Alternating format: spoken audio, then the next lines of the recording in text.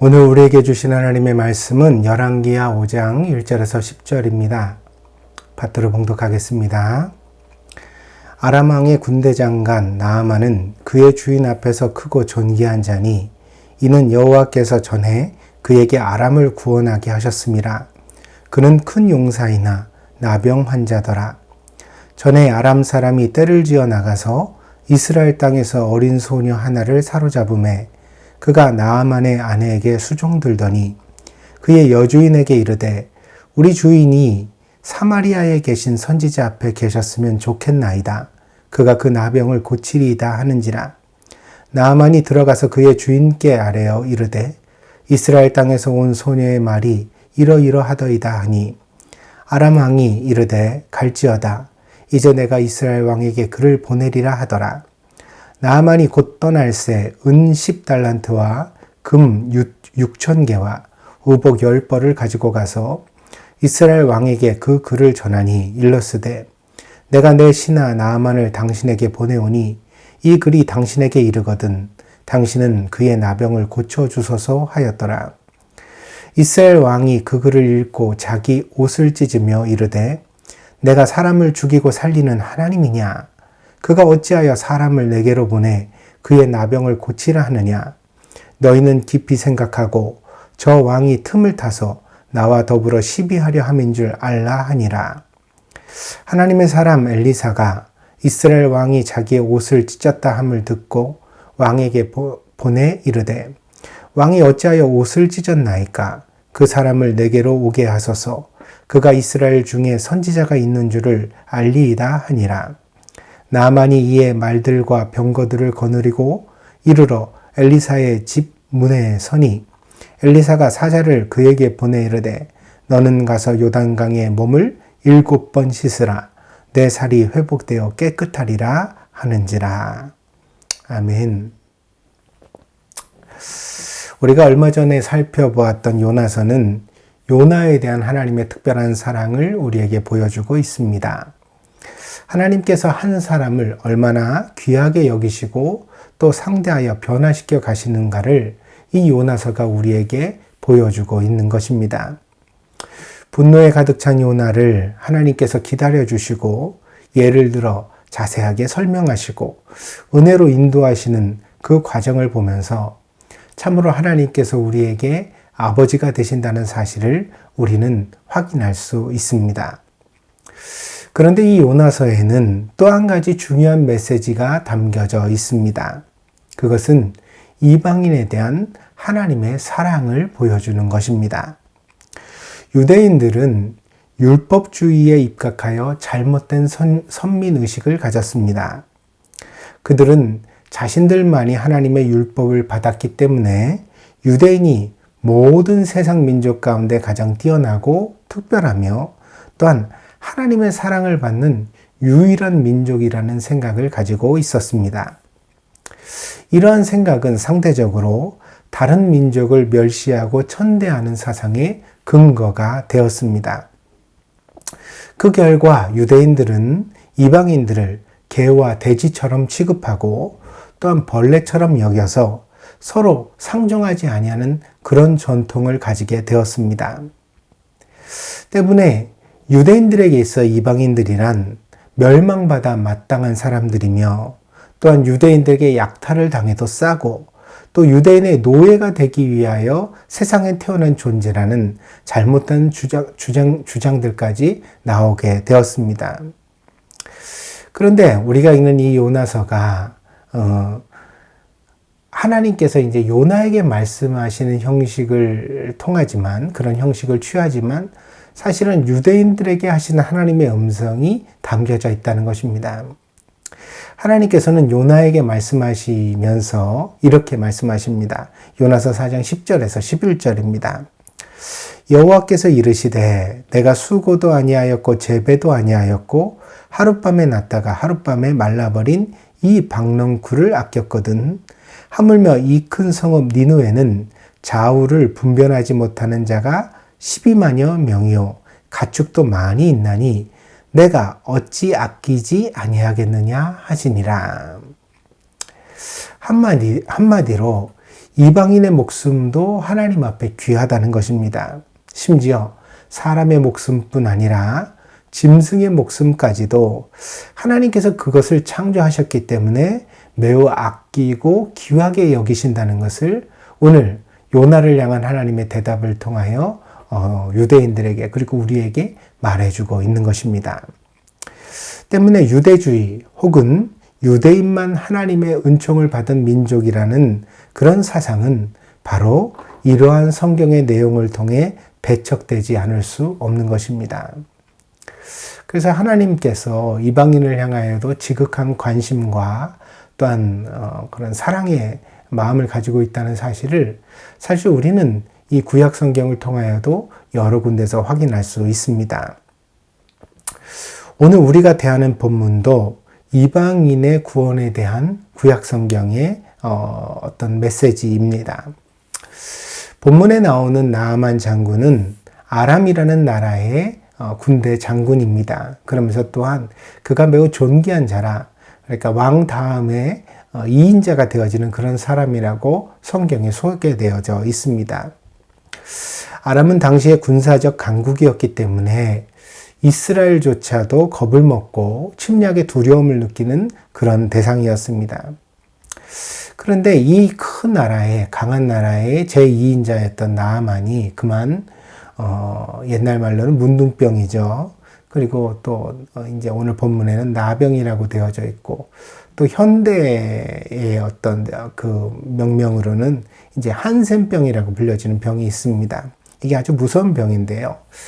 그래도 오늘날에는 이것을 치료하는 치료제가 잘 개발되어져 있어서 그 병이 더 이상 진행되지 않도록 억제할 수도 있고 또 때로는 어떤 경우에 따라서는 완치시키기도 한다고 합니다. 그래서 이 병을 깨끗이 치유할 수 있는 그런 의학이 이미 발달되어져 있습니다. 그러나 고대에는 이 질병이 불치의 병이었습니다. 그래서 이것은 이제 신의 저주라고, 그러니까 하나님께 버림받은 자의 병이라고 그렇게 여겨졌던 질병이었습니다. 가난한 사람들이 바로 이 나병에 한센병에 걸리면 대부분 가족에게 버림을 받고 그래서 세상을 떠돌면서 천대와 멸시를 당하다가 길에서 죽는 그런 병이었습니다. 그래서 이 병에 대하여 우리가 이제 어떤 역사적인 고증을 좀 보려면 예전에 영화 중에 이제 배너라는 영화가 있지요. 거기에 이제 한센병에 걸린 사람들이 어떻게 무리지어 생활을 했는가를 간략하게 보여주는 내용이 있습니다. 그것도 물론 미화되어져 있지만 우리가 잠시 이제 그 내용을 볼 수 있는 그런 영화의 장면이라고 하겠습니다. 근데 이제 가난한 사람, 무명한 사람들이 이 한센병에 걸리면 보통 이렇게 정말 거지 아닌 거지가 되어서 길을 떠돌다가 결국은 병이 악화되어 죽는 그런 운명을 맞았지만 권력 있는 사람, 왕 같은 사람들도 이런 병에 걸렸거든요. 근데 이제 역사적 기록을, 고대 기록들을 살펴보면 귀족이나 왕이 한센병에 걸린 경우에는 좀 달랐습니다. 이제 집안에 좀 고립된 공간에서 따로 장소를 마련해서 거기서 이제 생활을 하면서 여전히 이제 그 권력과 부를 누렸다고 되어져 있거든요. 그래서 좀 이렇게 사람들 앞에 모습을 드러내는 그런 일은 잘 하지 못했지만 은둔자로 살아가면서도 여전히 호의호식하는 그런 삶을 살았던 것을 우리가 알 수가 있습니다. 그러니까 예나 지금이나 어떤 정치적 권력이나 혹은 부유함을 가진 사람은 좀 일반 사람들과는 다른 특별한 어떤 삶의 대우를 받고 있는 것이 사실입니다.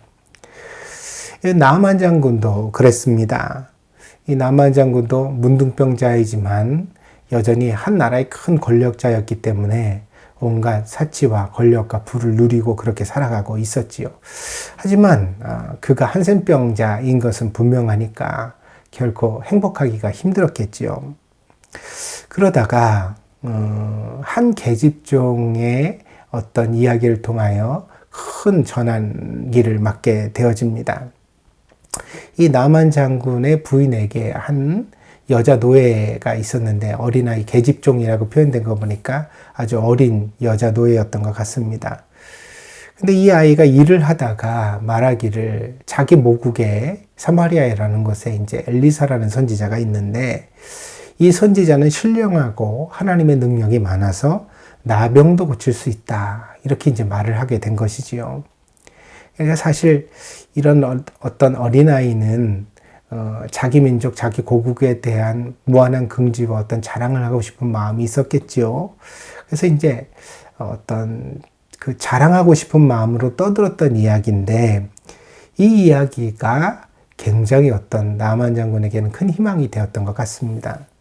그래서 나만 장군이 자기 왕에게 이야기를 전하니까 왕이 즉시로 가서 치료를 해라. 그러면서 친서까지 이제 써주게 되어지지요. 그게 오늘 본문의 내용입니다. 그러면서 이제 자기의 신하 나아만의 문둥병을 이스라엘 왕이 꼭 고쳐주길 바란다. 이렇게 이제 편지를 쓰고 많은 예물을 들려서 이스라엘로 보내게 됩니다. 근데 이 소식을 들은 이스라엘 왕은 경악했습니다. 왜냐하면 문둥병은 아무나 고칠 수 있는 병이 아니거든요. 근데 자기들은 이걸 고쳐놓으라고 하니 못 고치면 어떻게 될 것인가? 결국 이것을 시비로 삼아서 문제 삼아서 아람이 이스라엘을 침공하려고 하는 것이 아니냐. 이런 이제 오해를 하게 된 것이죠. 그래가지고 이제 고칠 수 없는 병을 자기라고 고치라고 하니 내가 무슨 하나님이냐 이런 탄식이 이제 본문에 등장하지요. 그러면서 굉장히 낙심을 하고 절망하는 상황 가운데 빠지게 됩니다. 그때 이제 이스라엘에 있었던 선지자 엘리사가 왕에게 사람을 보내서 그렇게 패닉에 빠져서 난리치지 말고 나만 장군을 나에게 보내라. 이스라엘에는 분명히 선지자가 있는 것을 그가 알게 될 것이다. 이렇게 이제 이야기를 하게 됩니다. 그래서 나만 장군이 엘리사 선지자를 찾아가게 되는 과정이 이제 우리가 읽었던 본문의 내용입니다. 요즘 오미크론이라는 바이러스 변종의 출현 때문에 온 세상이 난리입니다. 한국과 일본의 국경이 다시 봉쇄되었으며 경제도 구름이 잔뜩 끼었습니다. 저뿐 아니라 우리 또 우리 세 가족도 또 한국에 급히 나오시는 일이 있었다고 하는데 어떻게 기극들이 순조로운지 걱정입니다. 그리고 또 많은 가족들이 이제 한국에서 아프셔서 또 왕래를 계획하고 있었던 분들에게도 큰 낙심되는 소식이 아닐 수 없습니다. 이 어려움에 빠져서 이게 어떻게 될지 잘 모르겠습니다. 저도 돌아가는 길을 예약하고 왔는데 순조롭게 되어질지 지금으로서는 장담을 하지 못하는 상황 가운데 놓여져 있습니다. 강력한 변이로 전혀 다른 바이러스처럼 변한 이 오미크론이라는 새로운 코로나 바이러스는 그간의 백신도 치료제도 효과를 장담할 수 없다. 그렇게 이제 과학자들이 얘기하고 있습니다. 그래서 백신을 다 맞았어도 돌파 감염이 되어진다. 이런 얘기가 들리고요. 그러다 보니까 이제 치료제도 효과가 떨어지지 않겠느냐. 그런 얘기를 듣게 됩니다. 때문에 다시 유럽과 미국이 패닉에 빠지고 사망자가 속출하게 되고 아시아도 국경이 폐쇄되는 위기에 봉착하게 될 것이라는 그런 어떤 겁나는 이야기가 요즘 우리에게 들려지고 있습니다. 우리가 보았지 않습니까? 뉴욕 같은 데서 사망자가 속출해서 화정터가 감당하지 못하는 모습을 보았고 인도도 그랬고요. 또 동남아 인도네시아나 필리핀 같은 지역들도 그런 이야기들이 있었지요.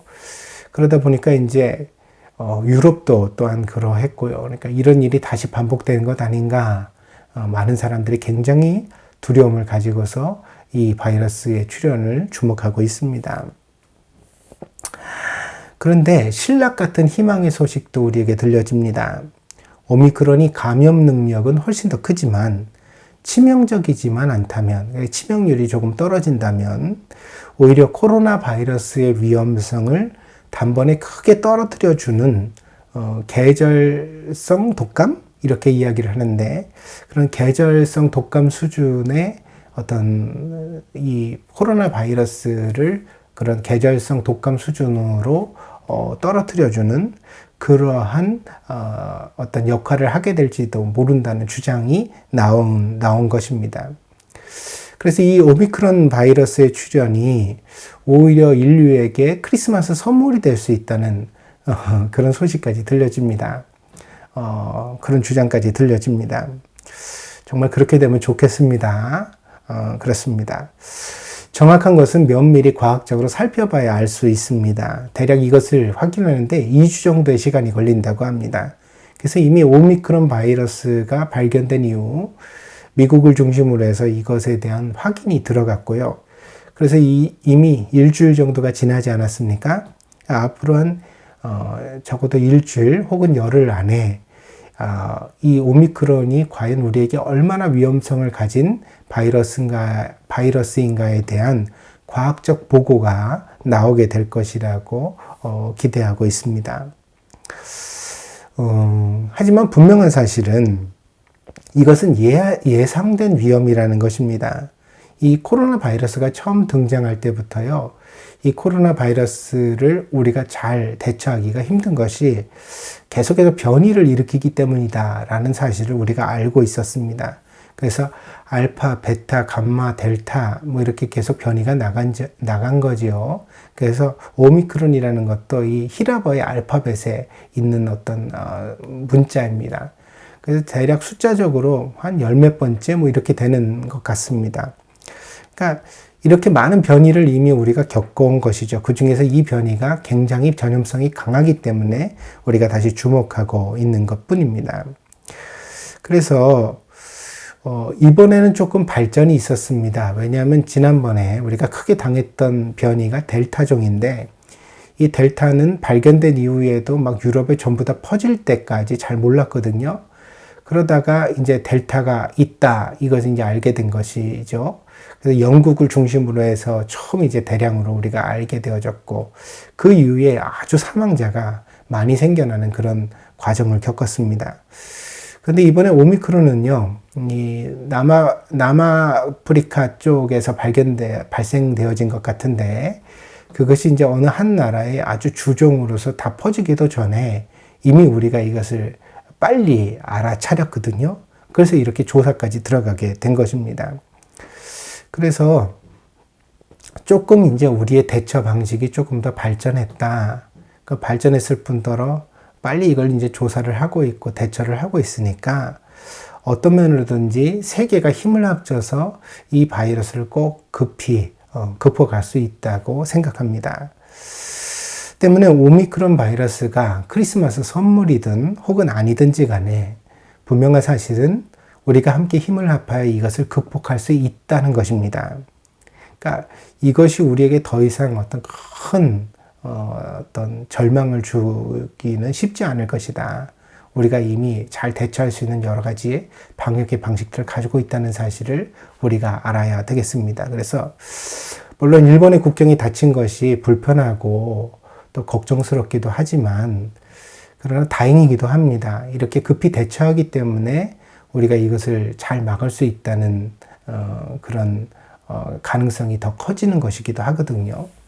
그러니까 여러분 너무 두려워하거나 불안해하지 마시고 잘 지켜봐 주시기를 바랍니다. 뿐만 아니라 아무리 국가가 열심히 잘해도 이런 일에는 하나님의 은총이 필요합니다. 이 일을 관여하는 분들에게 하나님이 지혜를 주시도록, 그리고 또 능력을 주시도록, 그래서 잘 감당해서 우리가 함께 극복할 수 있도록 우리가 크리스찬으로서 마땅히 함께 기도해 가기를 바랍니다. 저의 예상으로는 코로나 출현 이후에 1년 안쪽에서 백신이 만들어졌고, 또 지난 1년간 이 백신을 열심히 접종해 오지 않았습니까? 그래서 어떤 면으로든지 이제 치료제가 나오기 시작했고, 아마 곧 또 여러 치료제가 또 새롭게 강화된 백신들이 더 개발되고 나오게 될 것이라고 확신합니다. 때문에 아마도 이번 봄이 지나면서 여름쯤 되어지면 서서히 코로나의 위험으로부터 벗어나 우리가 정말 정상적인 일상을 회복해 갈 수 있지 않을까. 해외여행도 하고 국가 간의 무역도 늘어나는 그런 상황을 우리가 다시 맞을 수 있지 않을까. 그렇게 조심스럽게 예상해 봅니다. 그러니까 결국 모든 위기는 지나갈 것입니다. 아무튼 이번 주 동안 이번 한 주간이 굉장히 중요한 시간이 될 테니까요.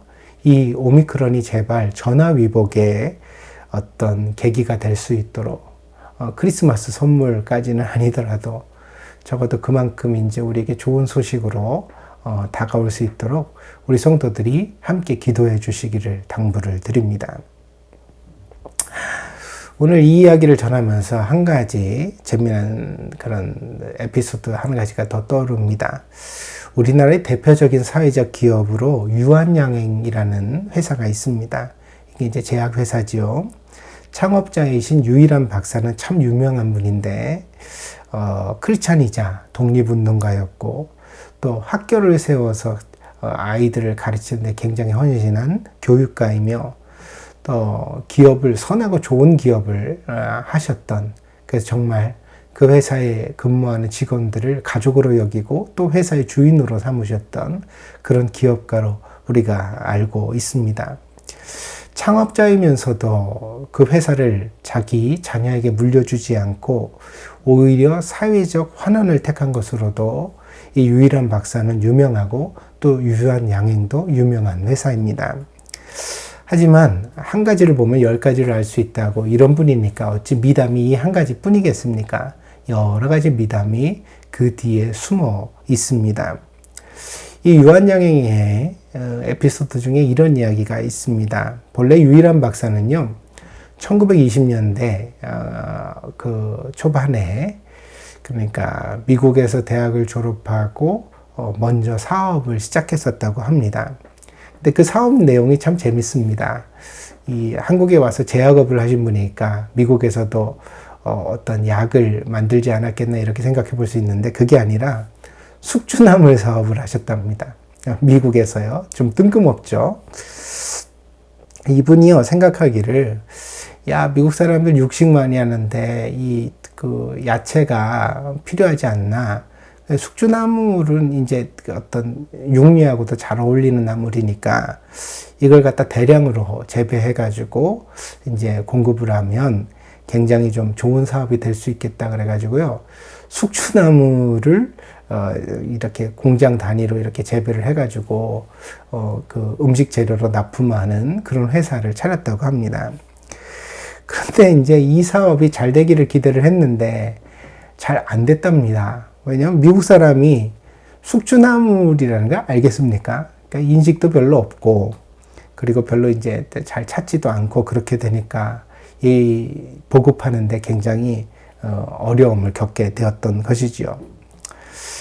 그러다가 이제 어려운 일이 또 생겨나게 됩니다. 그것이 뭐냐면 숙주나물을 배달하던 트럭이 뉴욕, 당시 1920년대 뉴욕 그 번화가 한가운데서 그만 잘못된 교통사고가 나게 됩니다. 그래서 트럭이 건물을 들이받고 전복되어 가지고 길거리에 숙주나물이 그냥 다 막 패대기 쳐지는 그런 큰 사고가 나게 됩니다.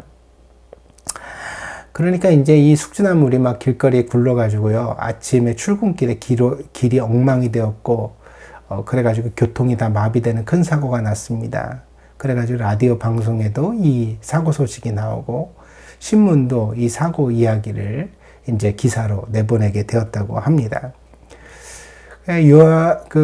유일한 박사는 이 사고로 인해서 이제 사업이 망했다고 생각을 했답니다. 그러니까 교통사고가 났으니까 배상도 있고요. 그리고 무엇보다도 이제 더 이상 버틸 힘이 없었다 이거죠. 그래서 사업도 잘 안 되고, 그러니까 여기서 이제 공장문도 닫고 회사 문도 닫고 이제 다 그만둬야 되겠구나, 그러면서 낙심과 절망을 했답니다. 그런데 놀라운 반전이 일어났습니다. 이 사고 소식을 전하는 신문들이요, 그러니까 숙주나물이라는 것을 전해야 되는데, 숙주나물이 사고가 났다 이렇게 배달을 하다가 그게 길거리에다 쏟아져가지고 사고가 났다 이렇게 전해야 되는데, 이 기자들도 숙주나물이 뭔지를 몰랐던 거죠. 그래가지고 이 숙주나물을 기자들이 조사를 했답니다. 이게 도대체 뭔가를 조사를 해보더니, 이 기자들이 육식을 위주로 하는 미국인에게는 꼭 필요한 영양소와 섬유질이 풍부한 식품이다. 그러면서 이제 기사에다가 숙주나물의 선전 아닌 선전을 실어주게 되었다는 거죠.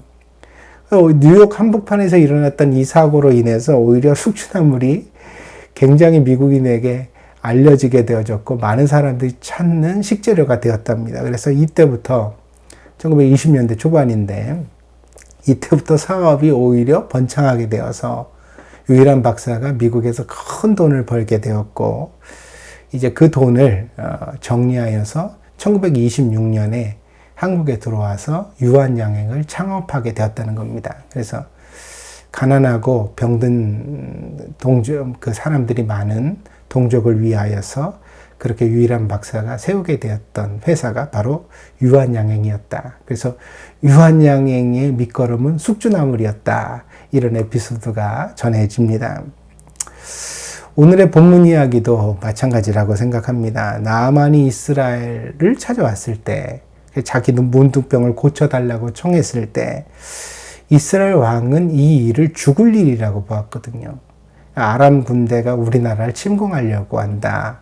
그 핑계거리를 찾기 위해서 나에게 할 수 없는 일을 지금 요구하는 것이다. 그러면서 옷을 찢었다고 했죠. 이 옷을 찢는 간섭이 그러니까 정말 이제 그 절망하는 상태, 하나님한테 막 항의하는 듯한 그런 모습이죠. 그것은 이제 이스라엘의 전통에 따라서 이 이스라엘 왕이 이렇게 한 것인데 왕이 얼마나 그 절망했는가를 보여주는, 낙심했는가를 보여주는 그런 한 장면입니다. 그래서 오늘 본문에 보면 엘리사 선지자가 사람을 보내서 말할 때 어찌하여 왕은 옷을 찢으십니까? 이렇게 말하죠. 그러니까 그 말은 바꿔 말하면 어찌하여 당신 그렇게 낙심하십니까? 절망하십니까? 이런 이제 질문이 되는 것입니다. 그런데 이제 망한다고 생각했던 이 일을 하나님께서는 기이하게 인도하셨습니다. 선지자 엘리사는 당당하게 나아만에게 하나님의 치료법을 전하였고 잠시의 망설임은 있었지만 그래도 나아만 장군은 바로 이 하나님의 치료법에 순종했기 때문에 그의 모든 그 한센병, 나병이 깨끗이 나아서 어린아이와 같은 피부를 가지고 자기 고국에 돌아가게 되었다고 성경은 기록하고 있습니다. 뿐만 아니라 나아만은 자기의 나병을 고침으로 인하여서 병만 고친 것이 아니라 신앙도 가지게 되었습니다. 그래서 이 엘리사 선지자를 향하여 고백을 하는데 야 진짜 이제 하나님만이 참신인 것을 내가 알겠다. 그러면서 하나님 앞에 경배하고 예물을 드리려는 그런 모습을 우리가 성경에서 확인할 수 있습니다. 앞에서 말씀드린 바와 같이 구약 성경에 이방인의 구원이 간혹 소개됩니다. 많이는 있지 않고 간혹 소개되어지는데 그 중에 한 명이 바로 본문에 등장하는 나아만 장군입니다. 그래서 그는 하나님의 특별한 은총을 받은 자로서 참된 신앙을 가지고 그 고국에 돌아갔다. 이것이 성경이 우리에게 소개해주고 있는 나아만 장군의 이야기의 결말입니다. 그렇다면 여러분에게 한번 물어보겠습니다. 나아만 장군의 문둥병은 저주입니까? 축복입니까? 그가 문둥병에 걸리지 않았다면 그가 이스라엘까지 찾아와서 하나님의 선지자를 만날 일이 있었겠습니까? 그는 평생 하나님을 알지도 못하고 죽었을 것입니다. 참된 신앙을 알지 못했겠지요. 그러나 그는 나병이라는 절망적인 질병으로 인하여서 이스라엘까지 와야만 했고 그리고 이스라엘에 와서 마침내 하나님의 선지자를 만남으로 하나님에 대하여 알게 되었다는 사실입니다. 그래서 그가 하나님을 참으로 믿게 되었으니 그래서 성경에 기록되는 그런 인물이 되었으니 이것이 복이 아니라고 어찌 말할 수 있겠습니까?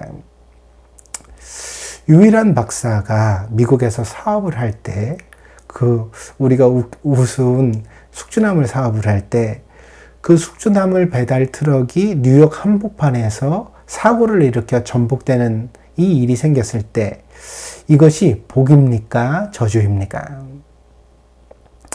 당시에는 사고를 수습하는 과정에도 비용이 많이 들고 배상을 해야 됐으니까 속상하고 또 힘들었을 것입니다. 모든 것이 좋게 안 보였겠죠. 그냥 다 절망스럽게 보이고 한탄이 나오고 한숨이 나오고 나는 이제 망했구나 그런 생각을 했다고 하지 않습니까? 그러나 결과적으로 가장 저렴하게 가장 큰 광고를 한 셈이 되었습니다. 그래서 일반 광고를 실어도 사람이 이거 거짓말 아니야? 광고는 보통 과대 광고가 많으니까요. 그러니까 잘 믿지 않는데 신문 기자가 직접 확인을 해가지고 이거 사람한테 좋은 거다, 몸에 좋은 거다 이렇게 기사를 써줬으니까 이게 뭐 최소의 비용으로 어떻게 그 비용으로 그렇게 뉴욕에서 광고를 할 수가 있겠습니까? 그러니까 되게 훌륭한 결과가 사업이 번창하는 결과가 나와서 결국은 이 이익금을 가지고서 유한양행이라는 지금까지도 존속하는 훌륭한 기업에 종잣돈을 마련하는 밑바탕이 되지 않았습니까?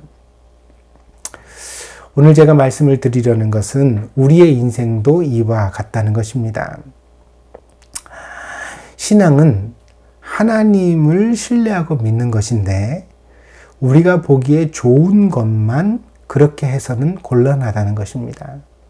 그래서 하나님을 믿고 신뢰한다면 우리 눈에 좋아 보이지 않는 현실, 내가 원하지 않는 일이 생길 때에도 역시 하나님의 선하심을 믿고 의지하는 믿음의 모습이 우리에게 필요하다는 것입니다.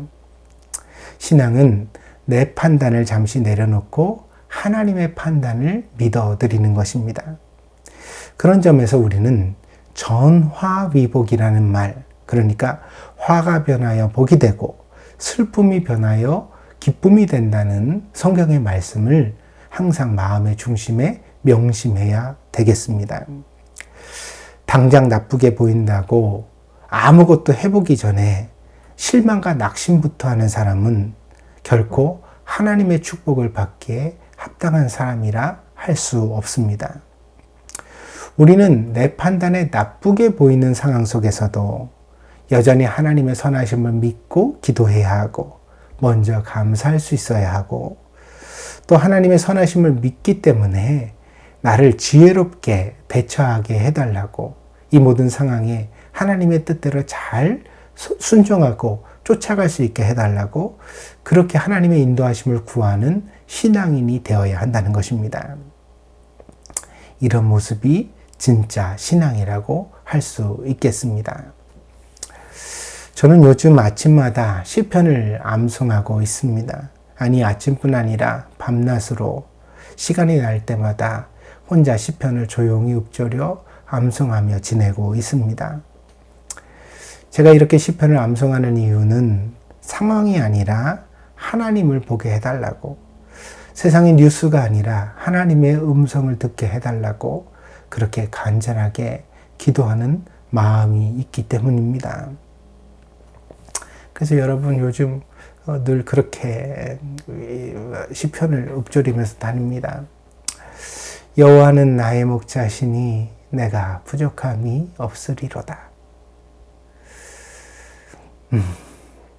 그가 나를 푸른 풀밭에 누이시며 쉴만한 물가로 인도하시는도다. 내 영혼을 소생시키시고 자기 이름을 위하여 의의 길로 인도하신도다. 내가 사망의 음침한 골짜기로 다닐지라도 해를 두려워하지 않을 것은 주께서 나와 함께 하심이라. 주의 지팡이와 막대기가 나를 안위하시나이다. 주께서 내 원수의 목전에서 내게 상을 차려주시고 기름으로 내 머리에 바르셨으니 내 잔이 넘치나이다. 나의 평생에 선하심과 인자하심이 반드시 나를 따르리니 내가 여호와의 집에 영원히 거하리로다. 아멘. 사랑하는 여러분, 신앙은 나쁜 것도 좋게 만들 수 있습니다. 그 능력을 결코 의심하지 마시기를 바랍니다. 그런 능력이 우리 신앙 안에 없다면 우리가 무엇 때문에 교회를 다니고 예수님을 믿겠습니까? 저는 확신합니다. 하나님은, 우리 예수님은, 그리고 우리 안에 계신 성령님은 화가 변하여 복이 되게 하시는 분이요. 슬픔이 변하여 기쁨이 되게 하시는 분이요. 또한 근심이 변하여 찬송이 되게 하시는 분이라는 사실입니다. 그분을 믿고 신뢰하십시오. 보이는 현실이 전부가 아니라 보이지 않는 믿음의 세계가 있다는 사실을 늘 명심하는 여러분이 되시기를 바랍니다. 그 세계를 마음에 품고 살아갈 때 우리는 늘 화가 변하여 복이 되게 하시는 하나님의 은혜를 우리 인생 가운데서 경험하게 될 것을 믿습니다. 이런 은혜를 늘 경험해서 하나님 안에 감사와 찬양으로 충만한 인생을 살아가는 동영드림교회 모든 성도들이 되시기를 축복합니다. 기도하겠습니다. 복되신 주님, 우리는 참으로 어리석어 인생의 한치 앞을 알지 못합니다. 오늘 일어나는 일도 다 이해하지 못하는 우리들이 내일 일어날 일을, 그리고 한 달 후, 1년 후에 일어날 일을 어찌 알 수 있겠습니까? 우리는 쉽게 낙심하고 불평하지만 이런 우리의 마음을 하나님께서 믿음으로 고쳐주시기를 바랍니다. 진심으로 우리가 우리 마음에 살아있는 참된 믿음을 가져서 보이는 현실을 뛰어넘어 세상에서 들려지는 안 좋은 뉴스들을 뛰어넘어 하나님 앞에 감사하며 기대하며 소망하며 믿음의 확신을 가지고 살아갈 수 있는 그런 하나님의 자녀들이 될 수 있도록 인도하여 주시옵소서. 우리 하나님은 화가 변하여 복이 되게 하시는 분입니다. 우리 하나님은 슬픔이 변하여 기쁨이 되게 하시고 근심이 변하여 찬송이 되게 하시는 분입니다. 우리가 이것을 반드시 믿고 살아가게 하여 주옵소서. 감사를 드리며 모든 말씀 예수 그리스도의 이름으로 기도하였습니다. 아멘.